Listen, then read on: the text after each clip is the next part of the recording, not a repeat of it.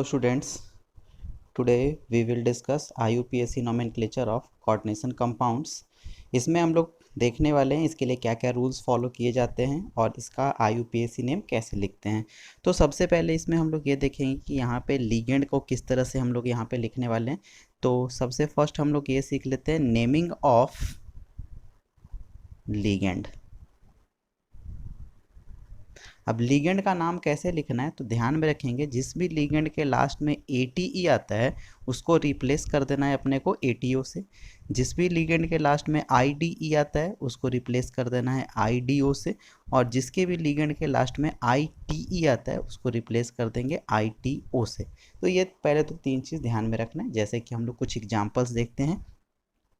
यहाँ पे हम लोगों ने एक लिगेंड लिया सपोजेट OH-, इसका नॉर्मल नेम होता है हाइड्रोक्साइड, बट जब हम लोग IUPAC नेमिंग करेंगे तो नाम लिखा जाएगा हाइड्रोक्सीडो।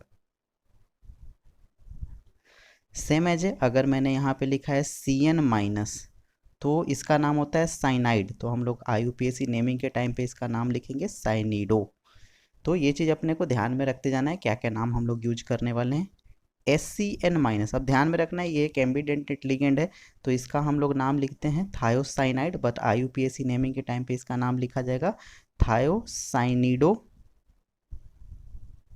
और साथ में एक चीज़ और मेंशन करना होगा S यहाँ पे डिनोट करता है कि यहाँ पे सल्फर डोनर रहा होगा। लेकिन अगर सपोज डेट यही लिखा हुआ है NCS-, तब हम लोग यहाँ पे लिखेंगे थायोसाइनिडो, N इसका नाम लिखा जाएगा। नेक्स्ट हम लोग सपोज डेट ऐसे ही लिखा हुआ है NO2-, तो इसका नाम होगा नाइट्रीटो N। और अगर यही लिखा हुआ है ONO-, तो हम लोग लिखेंगे नाइट्रीटो O। अब सपोजेट और भी ले लेते हैं CO3 2- एज अ लिगेंड अगर बिहेव कर रहा होगा तो इसका नाम लिखेंगे कार्बोनेटो। सपोज डेट अगर यहाँ पे लिखा हुआ है SO4 2-, तब इसका नाम यूज किया जाएगा सल्फेटो। वैसे ही सपोजेट Cl- हो तो Cl- का नाम लिखेंगे क्लोरिडो। क्लोरिडो के साथ साथ या तो हम लोग क्लोरो वर्ड भी इसके लिए यूज करते हैं। सेम एज ए Br-, ब्रोमीडो नाम यूज किया जाएगा, या तो ब्रोमो भी बोल सकते हैं। अगर सपोज डेट H- है तो इसका नाम होता है हाइड्राइड, तो नाम यूज करेंगे हाइड्रीडो। अगर सपोज डेट लिखा हुआ है NH2-, तो इसका नाम यूज किया जाएगा इमीडो। ऐसे ही और भी हम लोग यहाँ पे देखते हैं इससे रिलेटेड ही। सपोज डेट अपने पास अगर सपोज डेट है लिखा हुआ O2-, तब इसका नाम होता है ऑक्साइड, तो ऑक्साइड के लिए हम लोग लिखते हैं ऑक्सीडो, या तो इसके लिए ऑक्सो भी नाम यूज किया जाता है, ये भी ध्यान में रखेंगे। नेक्स्ट अगर सपोज डेट यहाँ पे लिखा हुआ है O2-, तो O2-, एक तरह से ये पेरोक्साइड को डिनोट कर रहा है, तो इसके लिए हम लोग लिखेंगे पेरोक्सीडो, या तो पेरोक्सो भी यूज करते हैं। नेम एज सेम एज अगर अपने को लिखना होगा यहाँ पे O2-, तो ये सुपर ऑक्साइड होता है तो इसको हम लोग लिखते हैं सुपर ऑक्सीडो। या तो ध्यान में रखना इसी को सुपर ऑक्सो के भी नाम से बुलाया जाता है। फिर अगर सपोज डेट लिखा हुआ है तो अपने को N3-, तो इसका नॉर्मल नेम होता है नाइट्राइड, तो लिखेंगे नाइट्रीडो।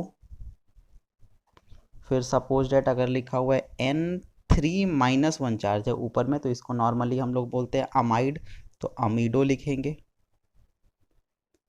तो अपने को अब समझ में आ गया होगा कि अगर जिसके भी लास्ट में ITE IDE आ रहा है वो सबको हम लोग कैसे लिख सकते हैं। ऐसे और भी हम लोग देख सकते हैं जैसे कि ग्लाई, तो ग्लाई का नाम होता है ग्लिसिनेट आयन, तो हम लोग लिखेंगे ग्लिसिनेटो। ये इसका नाम रहा होगा। ऐसे और भी आ सकते हैं, CH3 C double bond O minus, acetate होता है तो इसको लिखेंगे एसीटेटो। अब हम लोग कुछ ऐसे लिगेंड के बारे में यहाँ पे देखने वाले हैं जिसके लास्ट में ITE या तो ID या तो ATE वर्ड नहीं आते हैं, जैसे कि सपोज डेट H2O यहाँ पे लिखा हुआ है, तो H2O को तो हम लोग ऐसे वाटर बोलते हैं, लेकिन इसका नाम यूज किया जाएगा यहाँ पे एक्वा, या तो हम लोग लिखेंगे एक्वो भी यूज किया जाता है इसका नाम। NH3 अगर लिखा हुआ है तो इसको ऐसे तो हम लोग बोलते हैं अमोनिया, बट इसका नाम यूज करा जाएगा अमाइन। सपोज डेट और भी कुछ यहाँ पे नाम आ सकते हैं, जैसे कि सिर्फ NO लिखा हुआ है तो इसका नाम यूज किया जाएगा नाइट्रोसाइल। CO अगर लिखा हुआ है तो इसका नाम होगा कार्बोनिल। तो ये सब ऐसे हैं जिनके लास्ट में क्या वो सब वर्ड नहीं आते, ATE IDE IT, ये सब चीज़ ध्यान में रखा है ना। यहाँ पे नेक्स्ट आ गया NH2 जिसको हाइड्राजीन हम लोग बोलते हैं।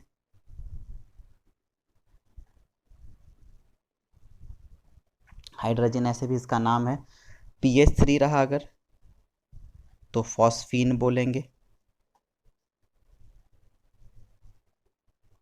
फॉस्फीन इसका नाम हो जाएगा।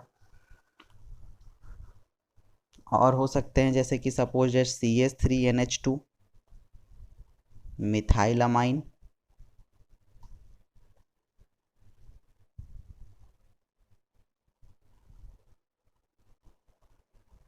फिर अगर सपोज डेट NO प्लस है तो इसको हम लोग बोलते हैं नाइट्रोसोनियम।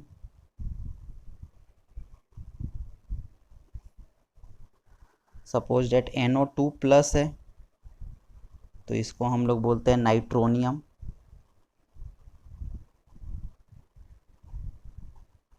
अगर सपोज डेट यहाँ पे लिखा हुआ है NH2NH3 प्लस हाइड्रोजीनियम,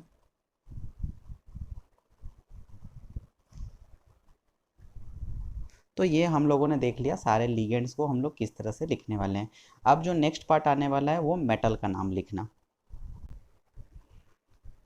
अब देखते हैं यहाँ पे हम लोग नेमिंग ऑफ सेंट्रल मेटल। तो सेंट्रल मेटल का नाम लिखने के पहले सबसे पहले तो अपने को यहाँ पे कॉम्प्लेक्स को पहचानना होगा कि वो कॉम्प्लेक्स किस टाइप का है, कटायनिक कॉम्प्लेक्स है या अनायनिक कॉम्प्लेक्स है या न्यूट्रल कॉम्प्लेक्स है। ऑलरेडी हम लोगों ने ये पहचानना सीख चुके हैं कि कैसे हम लोग उसको पहचानते हैं। बस ये पहचान लो, उसके बाद यहाँ पे नाम लिखना अपने लिए बहुत ही आसान हो जाएगा। जैसे कि मैं यहाँ पे कुछ एग्जाम्पल्स लिख रहा हूँ। मेटल है, यहाँ पे सबसे पहले मैंने लिखा कि अगर कटायनिक कॉम्प्लेक्स है तब ये नाम यूज करेंगे, और न्यूट्रल के लिए भी सेम नाम यूज किया जाता है। और अनायनिक अगर कॉम्प्लेक्स है तो अनायनिक कॉम्प्लेक्स के लिए नेम डिफरेंट आने वाला है। तो देखते हैं, जैसे कि यहाँ पे सपोज डेट मैंने एक मेटल का एग्जांपल लिखा Fe, तो Fe के लिए अगर वो कॉम्प्लेक्स कटायनिक या न्यूट्रल है तब हम लोग सिंपल नेम यूज करेंगे यहाँ पे आयन। और अगर सपोज डेट वो अनायनिक है तो नाम यूज किया जाएगा फेरेट। अगर सपोज डेट यहाँ पे Cr होता सेंट्रल एटम तो हम लोग लिखेंगे क्रोमियम, और इस केस में उसका नाम यूज किया जाएगा क्रोमेट। अगर Ni है तो हम लोग लिखेंगे निकल, और यहाँ पे आ जाएगा निकलेट। अगर सपोज डेट गोल्ड है तो यहाँ पे सिंपली नाम आएगा गोल्ड, और इस केस में लिखेंगे उसका लैटिन नेम ऑरेट। Ag रहा तो नाम यूज किया जाएगा सिल्वर, और यहाँ पे आएगा अर्जेंटेट। अगर सपोज डेट यहाँ पे Pt है तो नाम यहाँ पे यूज करेंगे प्लैटिनम, यहाँ पे आएगा प्लैटिनेट। नेक्स्ट है सपोज डेट यहाँ पे सपोज डेट CO आ गया तो नाम यूज करेंगे कोबाल्ट, कोबाल्टेट।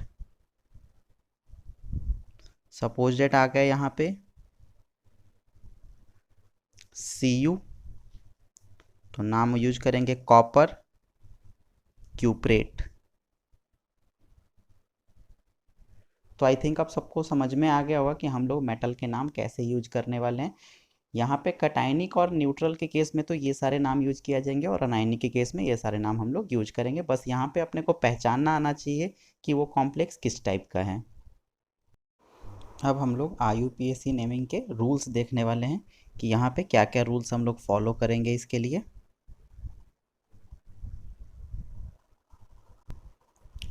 तो अब हम लोग ये रूल्स ये सारे फॉलो करेंगे इसके लिए, जैसे कि हम लोग यहाँ पे देख लेते हैं। सबसे फर्स्ट हम लोग ध्यान देंगे, यहाँ पे हम लोग नाम लिखेंगे। सबसे फर्स्ट कटायन का नाम लिखेंगे, उसके बाद अनायन का नाम लिखेंगे और दोनों के बीच में स्पेस दिया जाएगा। वो यहाँ पे जो डैश दिया हुआ है वो स्पेस को डिनोट कर रहा है। फिर इसके बाद हमने लिखा है do not mention number of cation and अनायन। यहाँ पे अपने को कटायन और अनायन के नंबर को मेंशन करने की जरूरत नहीं। लाइक जैसे कि अगर लिखा हुआ है K4FeCN6 तो हम लोग यहाँ पे टेट्रा पोटेशियम ना बोल करके ओनली पोटेशियम वर्ड यूज करेंगे। नेक्स्ट अगर यहाँ पे देखा है तो हमने लिखा है first right the name of ligand in alphabetical order by using di tri tetra पेंटा।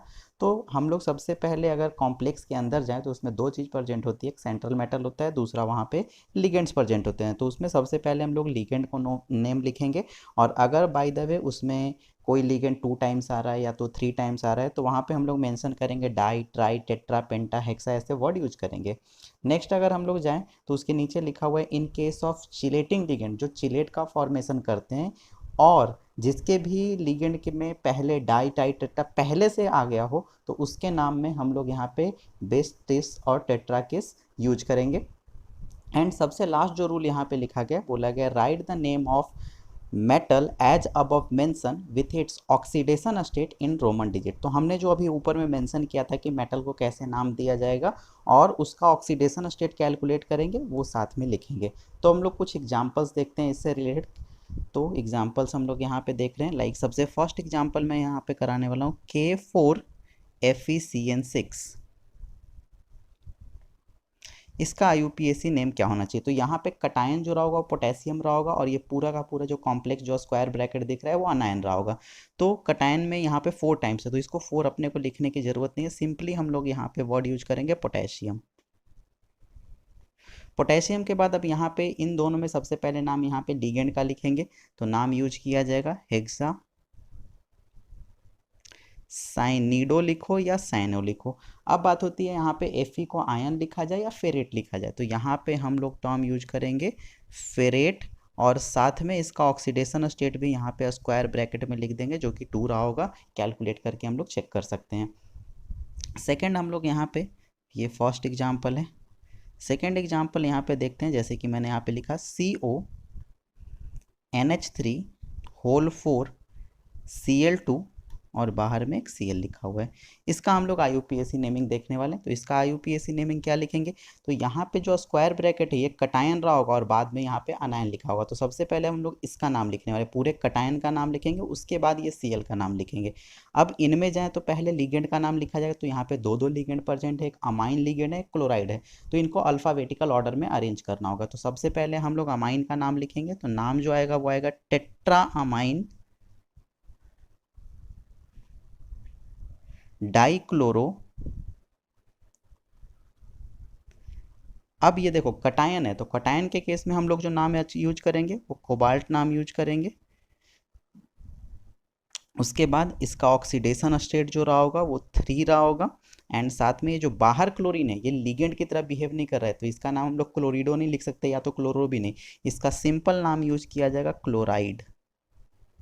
तो आई थिंक सबको क्लियर रहा होगा कि हम लोग क्या यहाँ पे कैसे नाम यूज करेंगे। थर्ड आते हैं कि थर्ड IUPAC नेम, जैसे कि मैंने यहाँ पे लिखा है suppose that CrH2O whole 4 Cl2 Cl, इसका नेम अब हम लोग यूज करेंगे। तो इसका IUPAC नेम क्या होना चाहिए? तो मैं यहाँ पे नीचे लिख रहा हूँ। तो यहाँ पे ये A से स्टार्ट होता है, एक्वा ये C से, तो सबसे पहले नाम इसका यूज करेंगे टेट्रा। टेट्रा। अब हम लोगों ने देखा था कि वाटर का नाम क्या यूज किया जाता है, तो हम लोग वाटर का नाम यूज करते हैं एक्वा। फिर उसके बाद लिखेंगे डाई क्लोरो,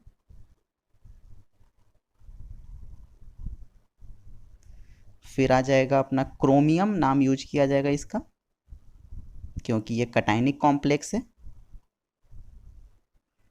एंड इसके बाद ऑक्सीडेशन स्टेट जो 3 आएगा, एंड फाइनली क्लोराइड। अब हम लोग और भी कुछ प्रैक्टिस करते हैं इससे रिलेटेड, IUPAC नॉमेनक्लेचर से रिलेटेड। जैसे कि अब नेक्स्ट है NaPT BrCl NO2 और NH3। यहाँ पे मैंने सारे अलग अलग यहाँ पे लिगेंड लिया। अब इसका IUPAC नेमिंग अपने को करना है। तो सबसे पहले तो देखो ये जो है वो कटायन है और ये पूरा स्क्वायर ब्रैकेट एक अनायन की तरह बिहेव कर रहा होगा, तो इसका नाम हम लोग लिखेंगे। सबसे पहले नाम यूज किया जाएगा सोडियम। अब लिगेंड में, तो लिगेंड में सबसे पहला नाम ये A से स्टार्ट होगा, ये N से स्टार्ट होगा, ये C से, और ये B से। तो हम लोग सबसे पहले इसका नाम यूज करेंगे। ये सिंपली होगा अमाइन ब्रोमीडो या ब्रोमो दोनों चलता है, क्लोरो, बी के बाद सी आ रहा है, उसके बाद एन। अब यहाँ पे इसका नाम होता है नाइट्रो लिखो या नाइट्रीटो भी लिख सकते हैं इसका नाम, तो हम लोग नाइट्रीटो लिख लेते हैं। हम लोगों ने देखा था नाइट्रीटो, लेकिन ये एक एम्बीडेंटेड लिगेंड है, यहाँ पे एन डोनर है इसलिए एन भी हमने मेंशन किया है। अब इसका नाम क्या यूज किया जाएगा, तो इसका नाम हम लोग प्लेटिनेट यूज करेंगे क्योंकि ये अनायनिक कॉम्प्लेक्स है, तो ये हो जाएगा प्लेटिनेट। अब इसका ऑक्सीडेशन स्टेट, तो ऑक्सीडेशन स्टेट -1 -1 -1 3 -1 आ गया और एक +1, मतलब ये जो होगा ऑक्सीडेशन स्टेट में यहाँ पे लिख देता हूँ, जो कि उसके साइड में ऐसे लिखना होता है 2 लिख रहे हैं। नेक्स्ट हम लोग यहाँ पे देखते हैं, लाइक लिखा हुआ है COEN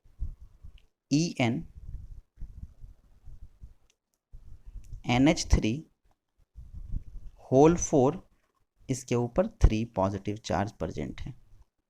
अब इसका नाम अपने को लिखना है, तो इसका नाम लिखेंगे टेट्रा अमाइन। अब देखो ये जो EN है इसका क्या नाम यूज किया जाए, तो हम लोगों ने देखा था इसका नाम होता है इथिलीन डाइअमाइन। तो हम लोग यहाँ पे इथिलीन डाइअमाइन भी यूज कर सकते हैं, या तो इसका IUPAC नेम हम लोग लिखेंगे इथेन 1,2 डाइअमाइन। दोनों वर्ड यूज किया जाता है, दोनों में से जो अपने को सुटेबल लगे वो लिख सकते हैं। तो इसको ब्रैकेट में मैं लिख रहा हूँ इथेन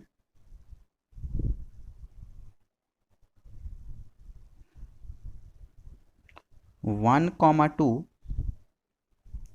डाइअमाइन।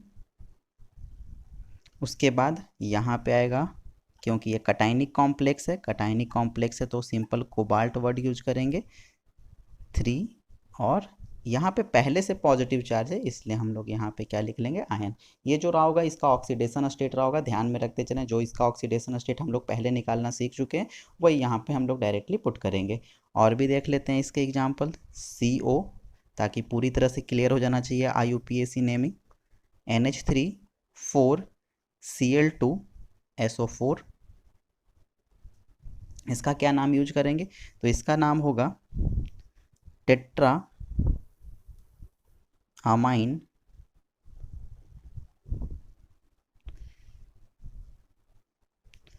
डाइक्लोरो। अभी भी ये कटायनिक है तो हम लोग लिखेंगे सिंपल कोबाल्ट।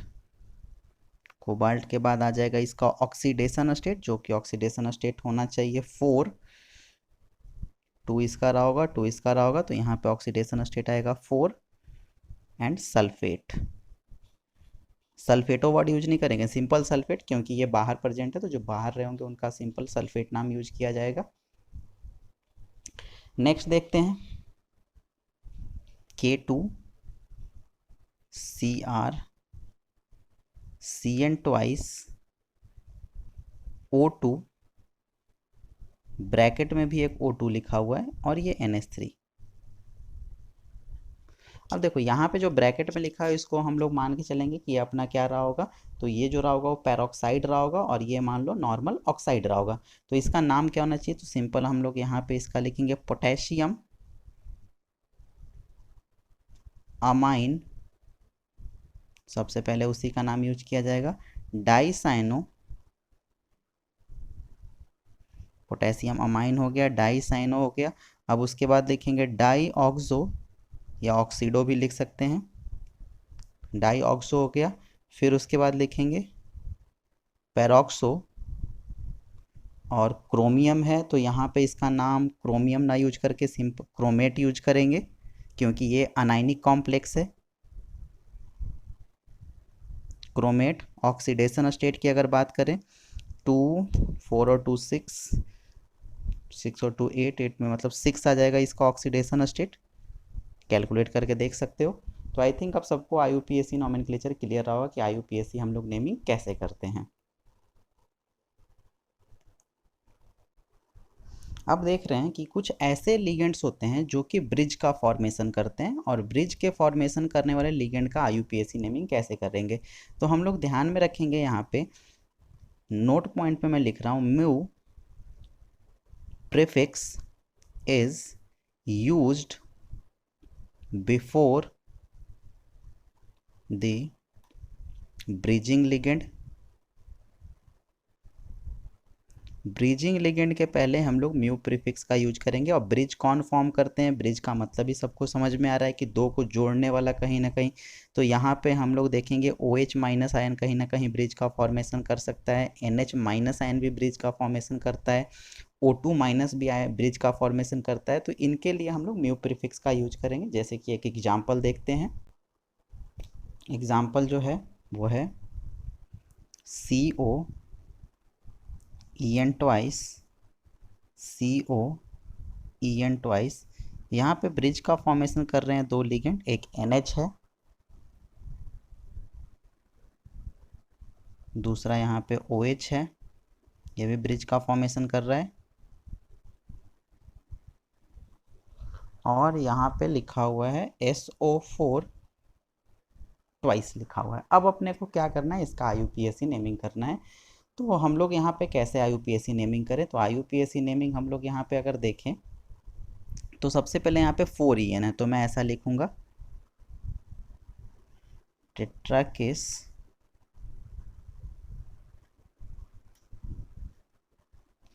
इथिलीन डाईअमाइन, या तो इथेन 1,2 डाईअमाइन भी यूज कर सकते हैं, दोनों यहाँ पे चलेगा। अब देखो यहाँ पे दो दो लिगेंड है ब्रिज फॉर्म करने वाले, एक इसको अमीडो वर्ड यूज करते हैं और इसका नाम होगा हाइड्रोक्साइड, तो हाइड्रोक्सीडो हम लोग यूज करेंगे। तो यहाँ पे होगा म्यू, ए पहले आ रहा है तो अमीडो,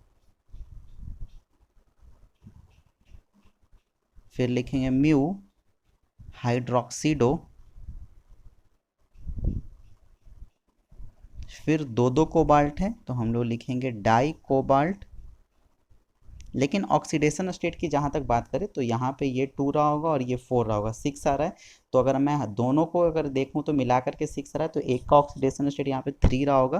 तो सिंपली मैं लिखूँगा कोबाल्ट 3, और बाहर सल्फेट प्रजेंट है तो इसका नाम क्या रहा होगा, सल्फेट वर्ड यूज करेंगे।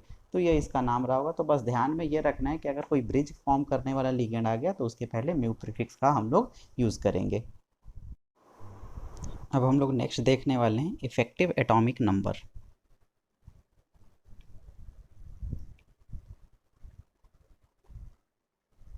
Effective atomic number, short form में हम लोग इसको EAN बोलते हैं। अगर मैं बोलूं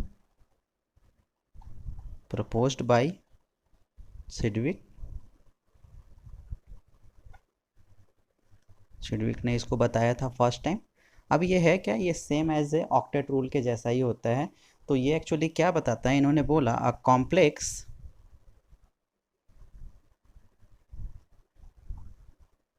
is stable if the EAN effective atomic number is equal to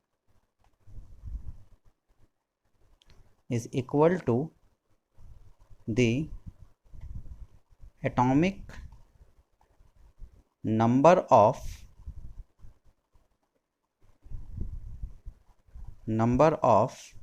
nearest inert gas। Nearest inert gas के जैसा हो जाए, जैसे कि अपने को पता है क्रिप्टन, जेनॉन, रेडॉन। क्रिप्टन का एटॉमिक नंबर जो होता है वो 36 होता है। जेनॉन का एटॉमिक नंबर जो रहा होगा 54 रहा होगा और इसका जो रहा होगा वो 86 रहा होगा। तो इसके जैसा हो जाए, इसी को हम लोग यहाँ पे बोल लेंगे इफेक्टिव एटॉमिक नंबर। अब इसको कैलकुलेट कैसे किया गया है, तो कैलकुलेट करने का जो इन्होंने फॉर्मूला बताया था वो था EAN is equal to Z minus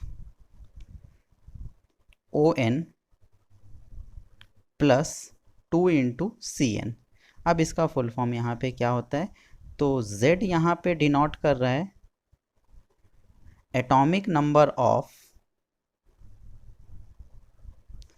central metal, ON means oxidation number, जो कि हम लोग पहले ही देख चुके हैं कैसे कैलकुलेट करते हैं, और CN का मतलब यहाँ पे रहा होगा कोऑर्डिनेशन नंबर।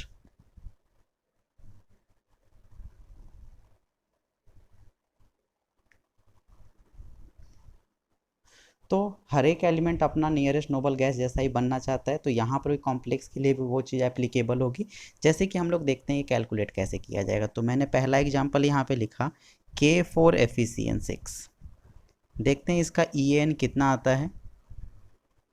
तो अगर मुझे इसका EAN कैलकुलेट करना है तो सेंट्रल एटम यहाँ पे जो है वो Fe है। Fe का एटॉमिक नंबर होता है 26 माइनस इसका ऑक्सीडेशन स्टेट अगर कैलकुलेट करें तो 2 आएगा, और कोऑर्डिनेशन नंबर इसका 6 रहा होगा, जो कि आ जाएगा 2 इंटू 6। तो यहाँ से आ गया 24 plus 12 which is equal to 36। Nearest noble gas जैसा बन चुका है, क्योंकि क्रिप्टन का एटॉमिक नंबर 36 होता है। तो ऐसे करके हम लोग EAN को कैलकुलेट करते हैं।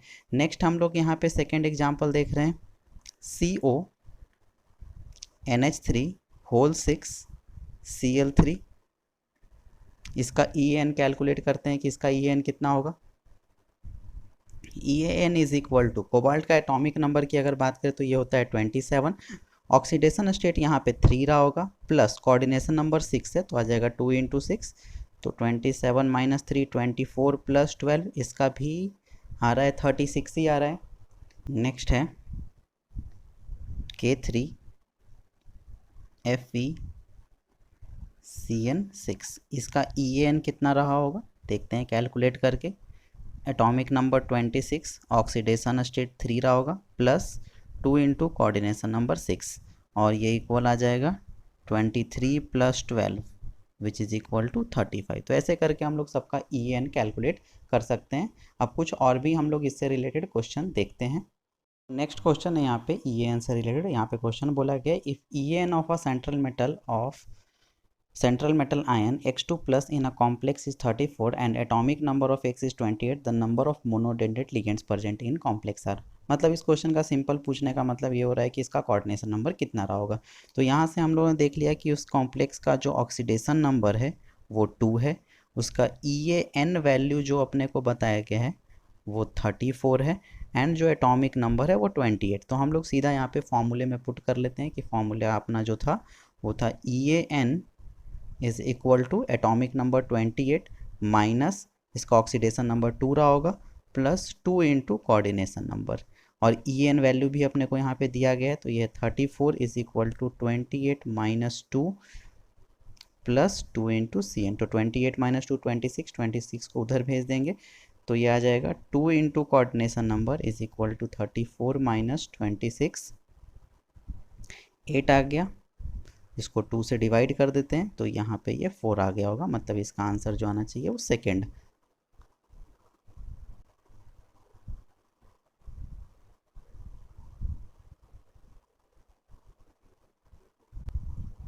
अब हम लोग नेक्स्ट देखने वाले हैं आइसोमेरिज्म इन कॉम्प्लेक्स। कॉम्प्लेक्स में आइसोमेरिज्म कैसे शो होते हैं।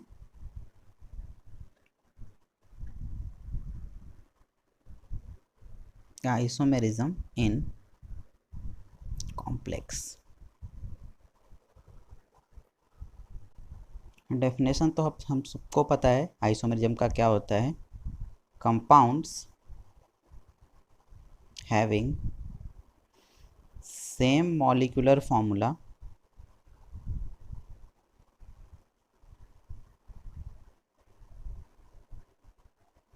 but differ in their properties due to difference in a structure, due to difference in structure are called as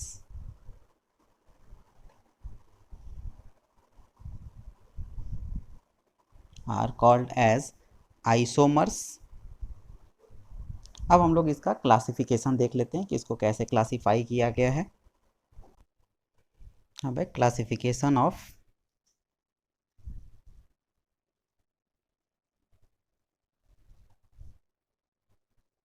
isomerism.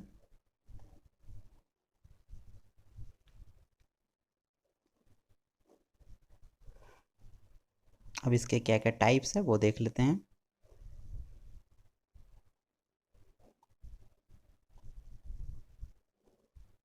Types of isomerism.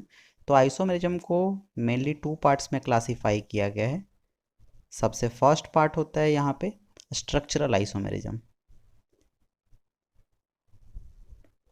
Structural isomerism. And second होता है stereo isomerism.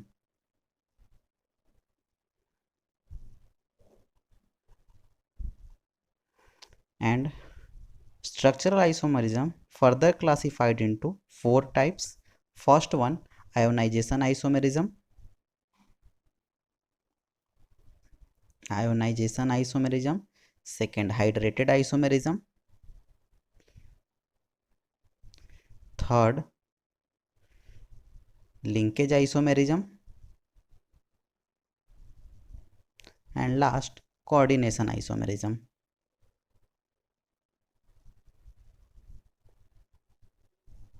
Coordination isomerism. And stereoisomerism further classified into two parts, geometrical isomerism and optical isomerism.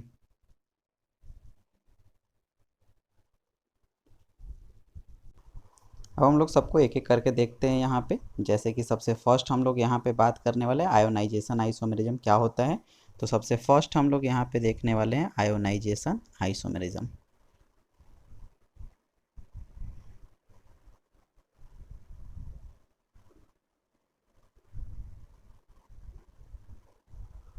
अब इसको define कैसे किया गया है. यहाँ पे it is due to exchange of groups और ions between coordinating sphere and ionisation sphere. अगर कोई आयन बाहर से कोऑर्डिनेटिंग स्फीयर के अंदर चला जाए और अंदर का कोई एक आयन अगर बाहर निकल जाए तो ऐसे हम लोग आइसोमर्स को क्या बोलेंगे, आयोनाइजेशन आइसोमर्स के नाम से बुलाएंगे.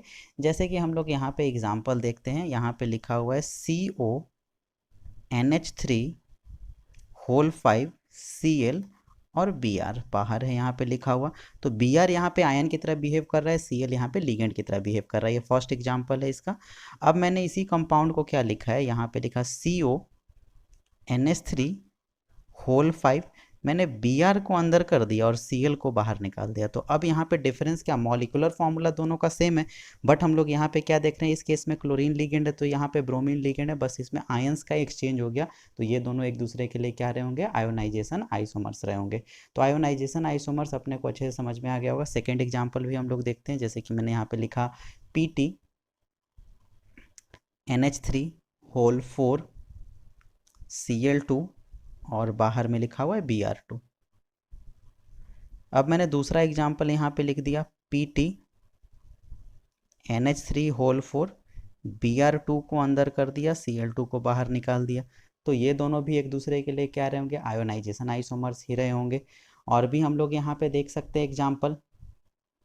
मैंने लिखा CONH3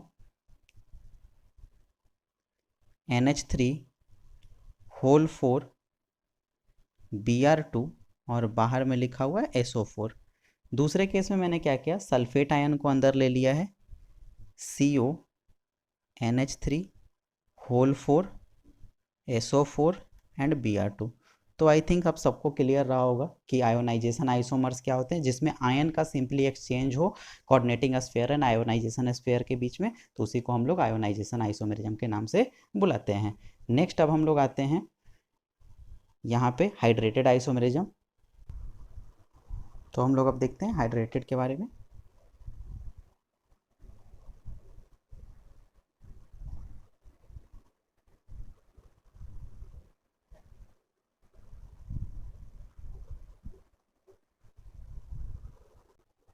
तो इसको डिफाइन कैसे किया गया, तो यहाँ पे लिखा गया it is same as ionization isomerism but in this case water can exchange between coordinating sphere and ionisation.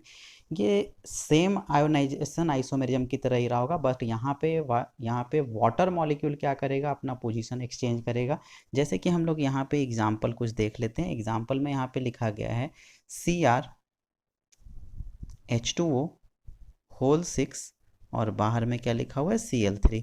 अब हम लोगों ने सेकंड के यहाँ पे ले लिया एग्जांपल। यहाँ पे मैंने क्या किया, एक वाटर मॉलिक्यूल को बाहर में निकालने वाला हूँ, तो यहाँ पे रह जाएगा H2O होल 5। अगर वाटर को मैंने बाहर निकाला है तो एक Cl को अंदर ले लेंगे, बाहर में 2 क्लोरीन रहे होंगे और एक वाटर मॉलिक्यूल रहा होगा। तो ये दोनों एक दूसरे के लिए क्या रहे होंगे, हाइड्रेटेड आइसोमेरिज्म, क्योंकि यहाँ पे वाटर अपना पोजीशन एक्सचेंज कर रहे हैं। नेक्स्ट हम लोग ऐसा भी एक और भी निकाल सकते हैं, CrH2O होल 4, यहाँ पे रहा होगा Cl2, अंदर Cl आ जाएगा और 2 मोल ऑफ वाटर यहाँ पे आ जाएगा। अब यहाँ पे देखा जाए तो इनके कलर भी अलग अलग होते हैं। ये जो होता है वो वायलेट कलर का होता है। नेक्स्ट अगर देखा जाए तो ये ग्रीन होता है। ये अगर हम लोग देखें तो ये डार्क ग्रीन होता है। तो देखो हाइड्रेटेड आइसोमेरिज्म में सिंपली वाटर मॉलिक्यूल क्या करते हैं, एक्सचेंज करते हैं। तो सेकंड भी हमने देख लिया। थर्ड आते हैं हम लोग, लिंकेज आइसोमेरिज्म क्या होते हैं।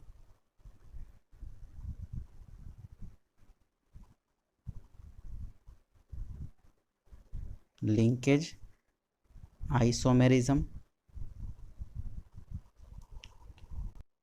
अब अगर लिंकेज आइसोमेरिज्म की बात करें तो यहाँ पे हम लोग सिंपली देखते हैं it is shown by एम्बीडेंटेड ligand. ये सिर्फ एम्बीडेंटेड लिगेंड ही दिखाते हैं, जैसे कि यहाँ पे Cn minus, NO2 minus, SCN minus. जैसे कि इसका एग्जांपल अगर हम लोग देखें तो यहाँ पे लिखा हुआ है CONH3 होल 5 NO2 Cl2। अब हम लोगों ने क्या किया, NH3 होल 5, यहाँ पे NO2 लिखा हुआ था, मैंने यहाँ पे कर दिया ONO। तो डिफरेंस अपने को यहाँ पे दिख रहा होगा। यहाँ पे NO2 अगर हमने लिखा था तो यहाँ पे नाइट्रोजन डोनर है, लेकिन सेकंड केस में अगर देखा है तो वहाँ पे ऑक्सीजन डोनर। बस यहाँ पे दोनों का लिंक डिफरेंट डिफरेंट है, इसलिए ये दोनों एक दूसरे के आइसोमर से होंगे। वो भी कैसे हम लोग बोलेंगे, तो ये लिंकेज आइसोमेरिज्म का पार्ट रहा होगा। नेक्स्ट हम लोग बात करने वाले हैं कोऑर्डिनेशन आइसोमेरिज्म।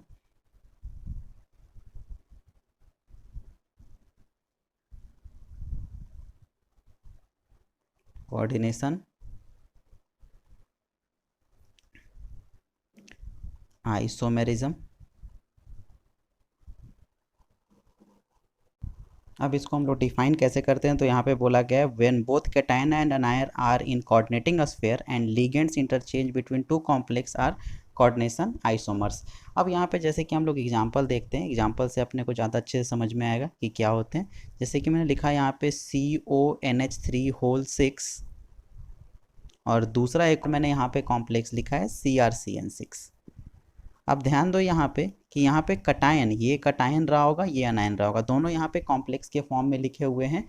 अब यहाँ पे क्या होगा कि ये दोनों लिगेंड एक दूसरे के साथ अपना पोजीशन इंटरचेंज कर सकते हैं। जैसे कि अब मैंने सेकंड केस में लिखा COCN6 और यहाँ पे मैंने लिख दिया CrNH3 होल 6। तो ये दोनों जो रहे होंगे एक दूसरे के लिए कोऑर्डिनेशन आइसोमर्स रहे होंगे। ये देख के ही पता चलता है जब भी दो डिफरेंट डिफरेंट कोऑर्डिनेटिंग स्फीयर में यहाँ पे कटायन और अनायन गिवन हो, तो अपने को करना क्या है कि यहाँ पे लिगेंड के पोजीशन को एक्सचेंज करा देना है। तो ये दोनों एक दूसरे के लिए कोऑर्डिनेशन आइसोमेरिज्म की कैटेगरी में आएंगे। तो आई थिंक ये चारों आइसोमर्स अपने को समझ में आ गए होंगे। हमने क्या देखा, तो हाइड्रेटेड में हमने देखा कि हाइड्रेटेड में वाटर एक्सचेंज होता है, आयोनाइजेशन में हमने क्या देखा, आयन एक्सचेंज होता है, लिंकेज में लिंक का डिफरेंस होता है, एंड कोऑर्डिनेशन आइसोमेरिज्म में कटायन अनायन दोनों एक कोऑर्डिनेटिंग स्फीयर में रहेंगे, वहाँ पे लिगेंड अपने पोजीशन को एक्सचेंज कर सकते हैं। तो ये जो हमने सारा देखा, ये सारा एक स्ट्रक्चरल आइसोमेरिज्म का पार्ट था। अब जो नेक्स्ट अपना पार्ट है वो है stereo isomerism. Stereo isomerism,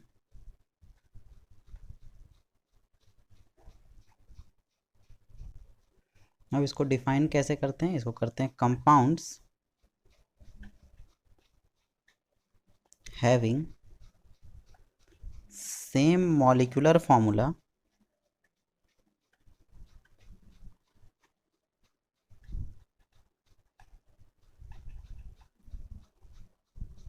but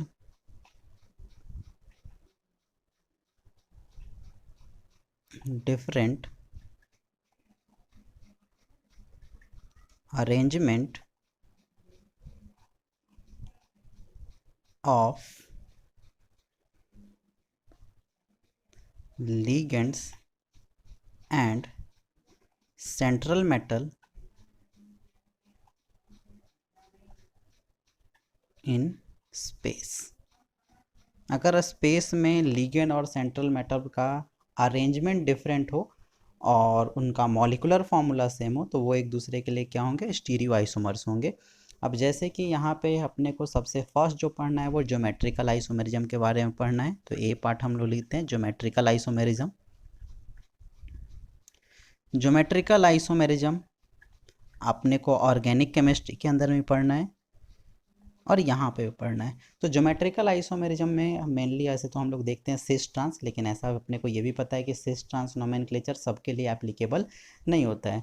तो यहाँ पे ज्योमेट्रिकल आइसोमेरिज्म पढ़ने से पहले हम लोग यहाँ पे कुछ अजम्पशंस यहाँ पे लेने वाले हैं। यहाँ पे ये जो होता है वो किसकी वजह से अराइज होता है, पहले ये भी पता होना चाहिए। डिफरेंट डिस्टेंस की वजह से अराइज होता है। क्या स्पेस में अगर दो लिगेंड्स के बीच में डिफरेंट अगर डिस्टेंस रहा तो वो एक दूसरे के लिए ज्योमेट्रिकल आइसोमर्स की कैटेगरी में आते हैं, जिसको हम लोग सिस और ट्रांस के नाम से ऐसे नॉर्मली बुलाते हैं। तो इसमें कुछ एजम्पशंस हम लोग क्या क्या एज्यूम कर रहे हैं। तो फर्स्ट एजम्पशन हम लोग ये मान के चलेंगे कि अगर कहीं पे मोनोडेंटेट लिगेंड है तो मोनोडेंटेट लिगेंड के लिए हम लोग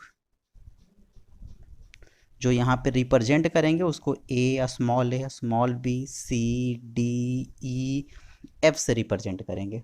और अगर बाय द वे कोई बाइडेंटेट लिगेंड है,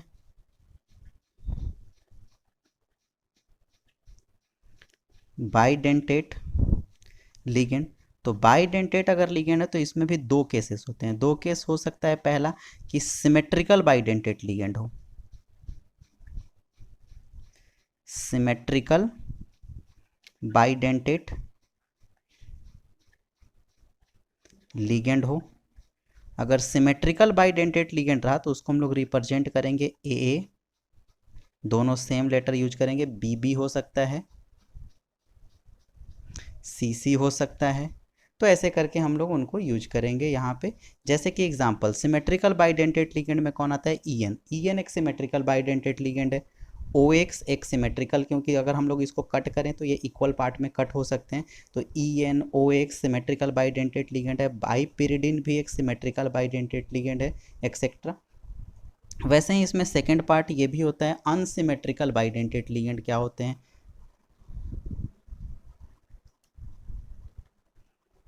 unsymmetrical bidentate ligand.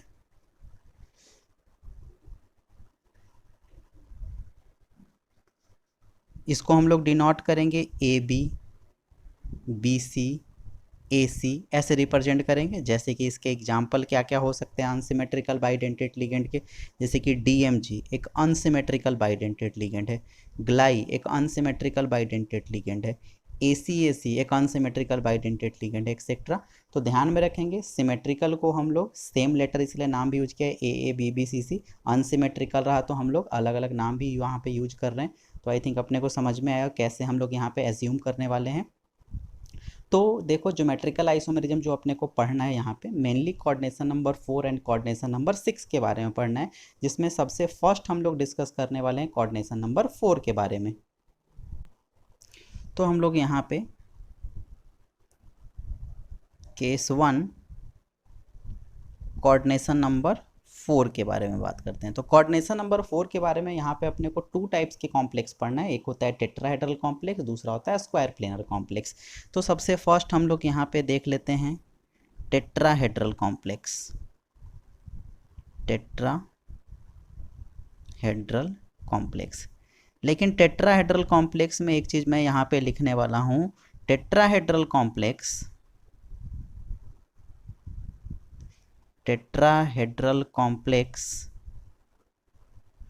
do not show geometrical isomerism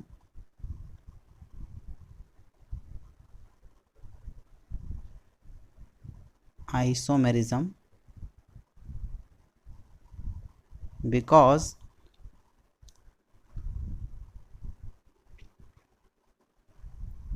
all spatial distance are same. जो टेट्राहेड्रल में हम लोग देखें वो सारे डिस्टेंस यहाँ पे सेम होते हैं, इसीलिए हम लोग इसमें बोलते हैं कि इसमें कोई ज्योमेट्रिकल आइसोमेरिज्म पॉसिबल भी नहीं होगा। जैसे कि मान लिया जाए यहाँ पे मैंने लिया एक मेटल है, इनसे लिगेंड कुछ अटैच हैं, तो यहाँ पे जो एंगल होता है वो एंगल होता है 109.28 होता है। तो अगर हम लोग देखें तो यहाँ पे सारे के सारे एंगल, जितने भी एंगल रहे होंगे वो सेम एंगल रहे होंगे, तो हम लोग कहीं पे भी लिगेंड को प्लेस करें तो कोई फ़र्क नहीं पड़ने वाला। ये जो एंगल होता है 109.109 डिग्री 28 मिनट होगा। तो यहाँ पे सारे के सारे एंगल सेम होते हैं, इसकी वजह से हम लोग बोलेंगे इसको हम लोग कहीं पे भी अरेंज कर दें कोई फ़र्क नहीं पड़ता। तो हम लोग सीधा सीधा यहाँ पे क्या बोलेंगे कि टेट्राहेड्रल अगर कोई कॉम्प्लेक्स है तो उसमें ज्योमेट्रिकल आइसोमेरिज्म कभी भी पॉसिबल नहीं होगा। तो यहाँ पे पढ़ना किसके बारे में, तो यहाँ पे हम लोग पढ़ते हैं किसके बारे में, तो हम लोग पढ़ेंगे स्क्वायर प्लेनर कॉम्प्लेक्स के बारे में। Square planar complex. अब स्क्वायर प्लेनर कॉम्प्लेक्स की अगर बात की जाए तो जिसमें हम लोग अलग अलग अब टाइप्स देखने वाले हैं। जैसे कि इसमें हम लोग पहला पार्ट देखने वाले हैं कि MA2B2 के बारे में चेक करें कि MA2B2 के कितने GI पॉसिबल होंगे। तो एक तो होता है कि हम लोग डायरेक्टली याद कर लें, दूसरा तरीका हम लोग ड्रॉ करके यहाँ पे देख सकते हैं। ड्रॉ करेंगे तो अपने को दिख रहा होगा, देखो यहाँ पे मेनली अपने को समझना है एंगल से। यहाँ पे दो टाइप के एंगल प्रेजेंट है, ये वाला जो एंगल रहा होगा वो 90 डिग्री रहा होगा, और यहाँ से यहाँ तक का अगर हम लोग चेक करें तो 180 डिग्री। तो सबसे पहले मैंने क्या किया, ए को प्लेस कर दिया 90 डिग्री एंगल पे, और मैंने सेकेंड केस में क्या किया, ए को प्लेस कर दिया 180 डिग्री एंगल पे। तो यहाँ पे देखा जाए तो स्पेस में दो अलग अलग डिस्टेंस अपने को दिखाई दे रहे हैं। यहाँ पे ए पास है, इस केस में दूर है, तो जो पास रहा होगा उसको हम लोग बोलेंगे यहाँ पे सिस, और जो दूसरा वाला फॉर्म रहा होगा उसको हम लोग बोलेंगे ट्रांस के नाम से। तो हम लोगों ने देखा कि यहाँ पे स्क्वायर प्लेनर कॉम्प्लेक्स के अंदर में दो डिफरेंट क्या पॉसिबल हो सकते हैं, GI पॉसिबल हो सकते हैं, जिसको हम लोग ज्योमेट्रिकल आइसोमर्स बोल रहे हैं। तो हम लोग यहाँ पे सिंपली बोलेंगे इसके कितने GI पॉसिबल है, 2 GI पॉसिबल है। नेक्स्ट जो केस है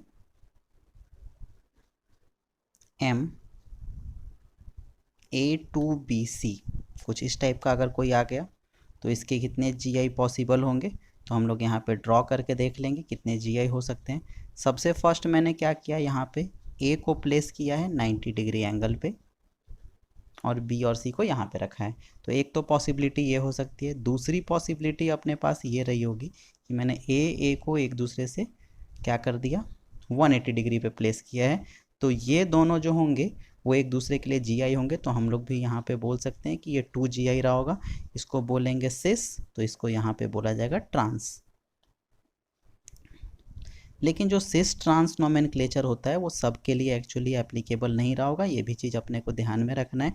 जैसे कि हम लोग अभी नेक्स्ट एग्जांपल देखने वाले हैं, उसमें अपने को ये चीज़ पता चल जाएगी। जैसे कि सपोज डैट नेक्स्ट जो पार्ट है इसमें आ गया थर्ड MABCD। इस केस के लिए अगर हम लोग चेक करें तो M के साथ, अब यहाँ पे तो ऐसा कुछ रेफरेंस नहीं है, तो हम लोग क्या करेंगे कि एक बार A और B को एक दूसरे से अपोजिट कर देंगे, तो यहाँ पे C और D क्या हो जाएंगे, पास पास। नेक्स्ट अगर हम लोग यहाँ पे देखें तो मैंने क्या कर दिया, A को C से दूर कर दिया, तो B और D पास हो जाएंगे। तीसरी बार मैं ऐसा भी कर सकता हूँ कि M को, यहाँ पे A को D के साथ दूर पे ले लिया, तो B और C पास पास हो जाएंगे। तो यहाँ पे ये 3 पॉसिबिलिटी हो सकती है। तो हम लोग बोलेंगे इस केस में टोटल जो होंगे वो 3 GI पॉसिबल हो सकते हैं, 3 ज्योमेट्रिकल आइसोमर्स रहे होंगे। तो इस केस में यहाँ पे टोटल 3 GI रहा होगा। तो हम लोगों ने मोनोडेंटेड के सारे केसेस कर लिए यहाँ पे जो अपने से पूछे जाते हैं। फिर इसके बाद हम लोग 4th नंबर में बात करने वाले हैं कि जैसे कि अगर कोई बाइडेंटेड लिगेंड आ गया MAA ट्वाइस, तो ये एक बाइडेंटेड लिगेंड है, और इसका ध्यान में रखेंगे कोई GI नहीं होता है, नो GI, हम लोग प्रूफ करके देख सकते हैं। तो यहाँ पे अपने पास जो है वो स्क्वायर प्लेनर कॉम्प्लेक्स है, और ध्यान में रखेंगे जब भी AA आया तो हम लोग इसको ऐसे लिखेंगे, AA इधर से भी डोनेट कर रहा होगा इधर से भी, क्योंकि बाइडेंटेड लिगेंड है। यहाँ पे भी अगर लिखें तो ऐसा ही लिखेंगे।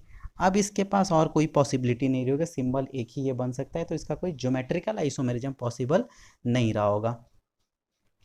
नेक्स्ट अगर हम लोग फिफ्थ केसेस देखें कि मैंने यहाँ पे लिया एम ए बी ट्वाइस, अब मैंने लिया है अनसिमेट्रिकल बाइडेंटेड लिगेंड। तो अनसिमेट्रिकल बाइडेंटेड लिगेंड में क्या हो सकता है, तो मैंने यहाँ पे लिखा है एम अनसिमेट्रिकल बाइडेंटेड। तुम चाहो तो ऐसे भी मान सकते हो कि ए बी है, तो मैंने यहाँ पे ए को लिख दिया, यहाँ पे बी को लिख दिया और इसको ऐसे ज्वाइन कर दो। यहाँ पे भी मैंने ए को लिख दिया, यहाँ पे बी को लिख दिया, बाइडेंटेड है इसलिए मैं ऐसे ज्वाइन कर रहा हूँ। सेकेंड केस में मैंने क्या किया है, अपने पास तो यही चार पॉसिबल, मैंने यहाँ पे बी कर दिया, यहाँ पे ए कर दिया और इधर वाले को एज इट इज छोड़ दिया ए बी। तो देखो तुम्हें लग रहा होगा कि यहाँ पे क्या है, ए पास में है, यहाँ पे ए बी यहाँ पे पास में है, तो कहीं ना कहीं ये दोनों एक दूसरे के लिए जी आई बनेंगे। यहाँ पे हम लोग नाम यूज कर सकते हैं, सिस होगा, इसको बोलेंगे ट्रांस, तो इसके भी टोटल कितने आएंगे, 2 जी आई पॉसिबल रहे होंगे। तो ये जो था वो कोऑर्डिनेशन नंबर 4 के सारे केसेस हम लोगों ने कवर कर लिए। अब हम लोग देखने वाले हैं कोऑर्डिनेशन नंबर 6 के बारे में। अब सेकंड केस है coordination number 6, it means octahedral complex.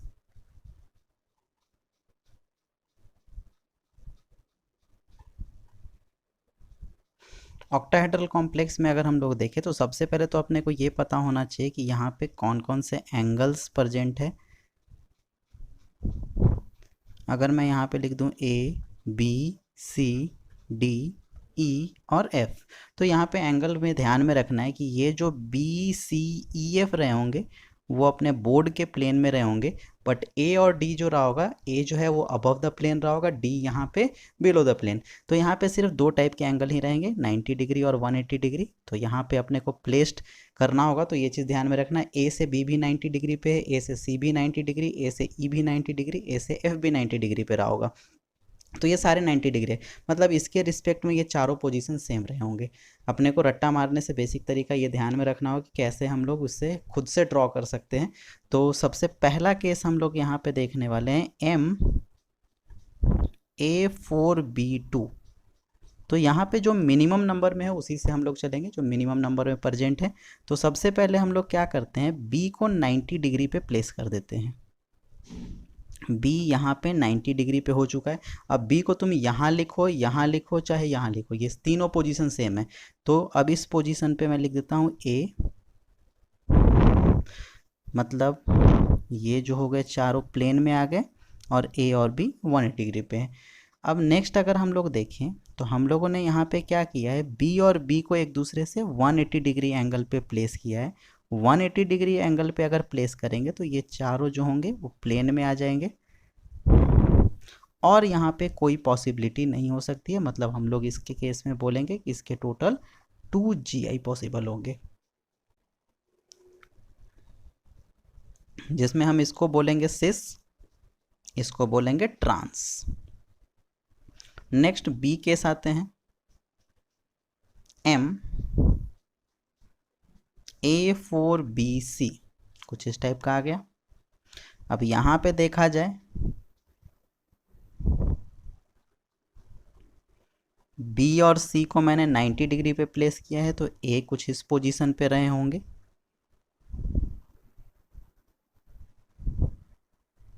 तो ये जो है सिस फॉर्म रहा होगा।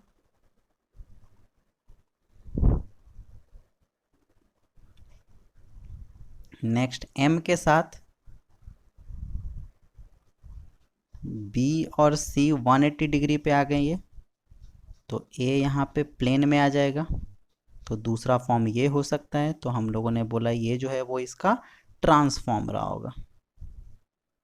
तो ये नेक्स्ट केस अपने को पढ़ना है, इसके भी कितने GI हम लोग बोलेंगे, तो यहाँ पर भी 2 GI पॉसिबल है, सिस एंड ट्रांसफॉर्म इसका। नेक्स्ट सी केस हम लोग बात करने वाले हैं एम A3B3 के बारे में। एम A3B3 इसके कितने GI पॉसिबल होंगे, तो यहाँ पे ए को तो मैंने 90 कर दिया, लेकिन मेरे पास एक ए और प्रेजेंट है, तो मैं क्या करता हूँ, तीनों को एक दूसरे से 90 डिग्री पे ही प्लेस कर देता हूँ। तो बी अपने पास इस पोजीशन पे आ जाएंगे। यहाँ पर ध्यान में रखना है, इस वाले केस के लिए एक स्पेशल नाम यूज किया गया है, इसको हम लोग ऐसे बोलते हैं फेसियल, शॉर्ट फॉर्म में इसको बुलाता है फेक। एंड सेकेंड जो इसका फॉर्म होता है, जिस केस में मैंने क्या किया है, ए को यहाँ पे रखा है और ए यहाँ पे है, तो दूसरा ए यहाँ पे आ जाएगा 90 डिग्री से, ये 180 डिग्री एक आ गया, एक 90 है, दूसरा 180। नेक्स्ट आ गया बी बी और यहाँ पे बी। तो इस केस में देखा जाए तो इसके लिए नाम जो यूज किया गया है वो मेरिडियनल यूज किया गया है, जिसको शॉर्ट फॉर्म में मर बोलते हैं। तो फेक और मर जो होता है वो सिर्फ MA3B3 के लिए ही एप्लीकेबल रहा होगा। इसके कितने GI रहे होंगे, तो सिंपली हम लोग बोलेंगे इस केस में 2 GI रहा होगा। नेक्स्ट आते हैं C के बाद D, MA2B2C2। MA2B2C2 के कितने GI पॉसिबल होंगे, तो हम लोग ड्रॉ करके देखते हैं MA2B2C2 के कितने GI पॉसिबल हो सकते हैं। तो हम लोग यहाँ पे करने वाले हैं तीन तीन अलग अलग लिगेंड है, तो मैं पहली बार क्या करता हूँ, सबको एक दूसरे से 180 डिग्री पे रखता हूँ। तो देखो A और A 180 डिग्री हो गए, B और B भी 180, C और C भी 180। सेकेंड केस में क्या करता हूँ, सबको 90 पे रख लेते हैं, A और A भी 90 हो गया, B और B भी 90 हो गए, C और C भी 90 हो गए। तो यहाँ पे मैंने क्या किया है, सबको 90 पे प्लेस किया है। अब मैं करने वाला क्या हूँ कि एक को 180 पे रखूँगा और दो को 90 पे रखते हैं। तो यहाँ पे A कहाँ पे हो गए 180, B 90, C 90। तो ऐसे दो केसेस और पॉसिबल हो सकते हैं। दो केस और क्या हो सकता है यहाँ पे, तो हम लोग ऐसा कर सकते हैं कि M है, B और B 180 पे रहे होंगे, फिर यहाँ पे A और A 90 पे रहा होगा, C और C जो रहा होगा वो यहाँ पे 90 पे रहे होंगे। नेक्स्ट एक और केस ऐसा पॉसिबल हो सकता है, C और C 180 पे हैं, तो A 90 और B 90। तो ऐसे करके ये सारे हम लोगों ने इसके आइसोमर्स ड्रॉ कर लिए। तो इसके टोटल जो आइसोमर्स बने वो कितने बने हैं, यहाँ पे हम लोग ऊपर यहाँ पे मेंशन कर देते हैं, टोटल 5 GI इसके पॉसिबल हैं। तो देखो इसी टाइप के और भी आते हैं, जिसको डायरेक्टली हो सके तो हम लोग ऐसे पूछते तो कम है, लेकिन लर्न कर सकते हैं कि क्या क्या रहा होगा। तो हम हैं लिखने वाले यहाँ पे MA2B2 और CD रहा होगा। इस केस में कितने GI होते हैं, तो इस केस में याद रख लेंगे सीधा से, जैसे इसके 5 GI होते हैं वैसे इसके 6 GI बनेंगे। ड्रॉ करना चाहो तो ड्रॉ कर सकते हो। F में अगर बात करें तो है MA2BCDE। तो इस केस में टोटल इसके 9 GI पॉसिबल होंगे, 9 ज्योमेट्रिकल आइसोमर्स बन सकते हैं। और अगर मैंने सारे के सारे मोनोडेंटेट लिगेंड अलग कर दिए,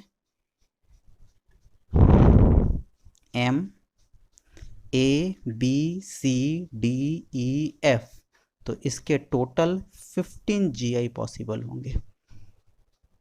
तो 5 के बाद 6, 9, 15 आ रहे हैं, ये चीज़ ध्यान में रखना है। तो मोनोडेंटेट लिगेंड के ये सारे केसेस हम लोगों ने देख लिए। नेक्स्ट जो केस है वो है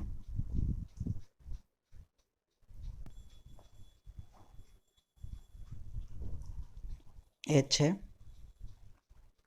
MA ट्वाइस B2। इसके देखते हैं कितने GI बन सकते हैं।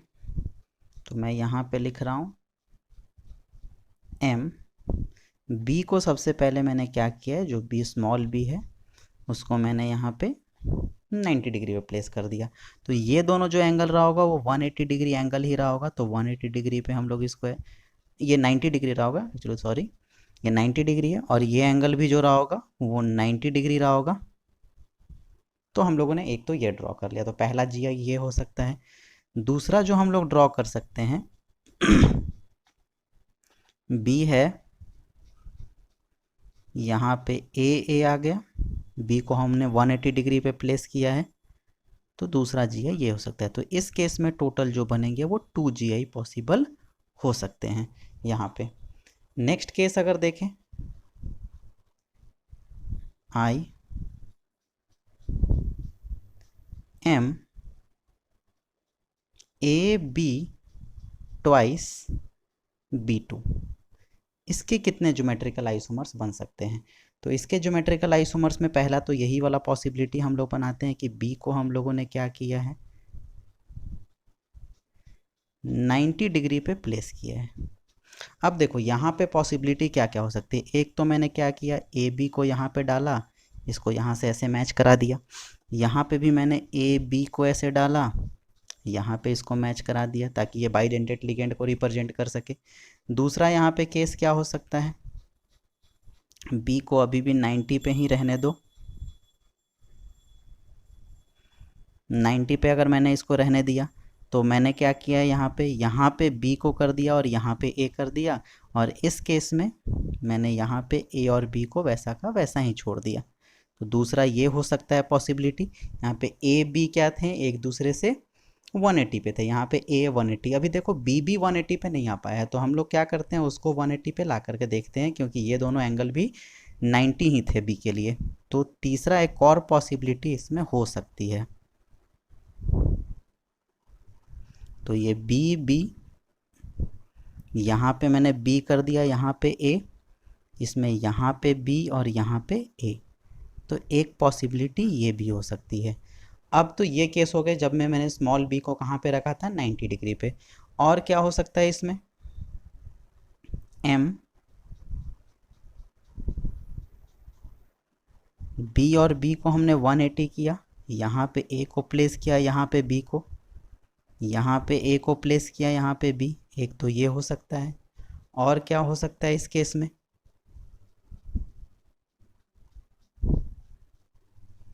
हम लोग ए बी जो कैपिटल वाला लिखा है उसको अपोजिट भी कर सकते हैं, उल्टा। तो यहाँ पे B कर दिया, यहाँ पे A, और यहाँ पे A और B वैसा का वैसा ही रहने दो। तो ऐसे करके टोटल इस केस में टोटल जो GI बनने वाले हैं वो टोटल 5 GI यहाँ पे पॉसिबल होते हैं बाइडेंटेड लिगेंड के लिए। तो आई थिंक सबको समझ में आ गया होगा ये पार्ट। लेकिन अगर यहाँ पे ऐसा कुछ केस आ गया, M A थ्राइस, तो इसका ध्यान में रखेंगे, इस केस में कोई GI नहीं होता है, नो GI, क्योंकि इसको हम लोग कभी भी अरेंज नहीं कर सकते अलग अलग तरीके से, क्योंकि इस केस में सिंपल एक ही पॉसिबिलिटी अपने पास रही होगी। वो हम लोग यहाँ पे 90 वाला प्लेस मैंने एक ले लिया, दूसरा 90 यहाँ पे आ गया, तीसरा 90 यहाँ पे आ गया।